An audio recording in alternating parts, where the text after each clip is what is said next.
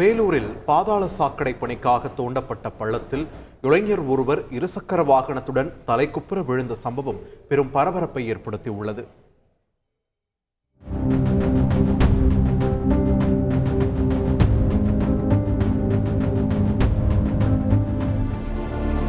பாதாள சாக்கடைக்காக தோண்டப்படும் பள்ளங்கள் பல நேரங்களில் பெரும் ஆபத்தாக முடியும் சம்பவங்களை தினம் தினம் செய்திகளில் பார்த்து வருகிறோம்.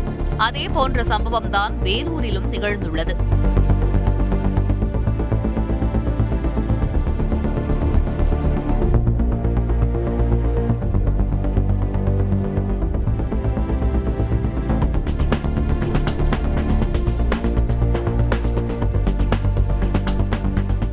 பழைய பைபாஸ் சாலை மற்றும் மாங்காய் மண்டி அருகே ஆமை வேகத்தில் நடந்து வரும் பாதாள சாக்கடை பணிகளை விபத்துகள் ஏற்படுவதால் விரைந்து முடிக்க தொடர் கோரிக்கைகள் விடுக்கப்பட்டு வந்தன.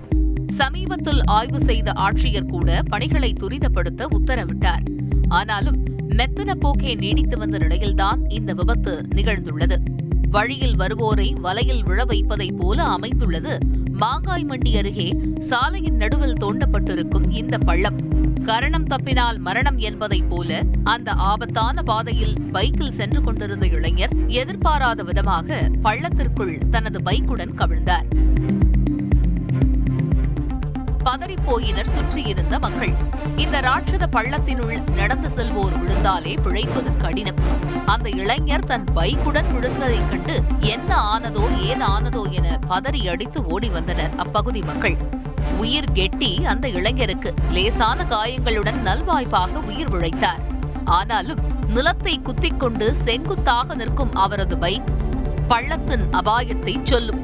லேசான காயங்களுடன் மீட்கப்பட்ட அந்த இளைஞர் உடனடியாக மருத்துவமனையில் அனுமதிக்கப்பட்டார். பைக்கும் பள்ளத்தில் இருந்து பொதுமக்கள் உதவியால் கயிறு கட்டி அப்புறப்படுத்தப்பட்டது.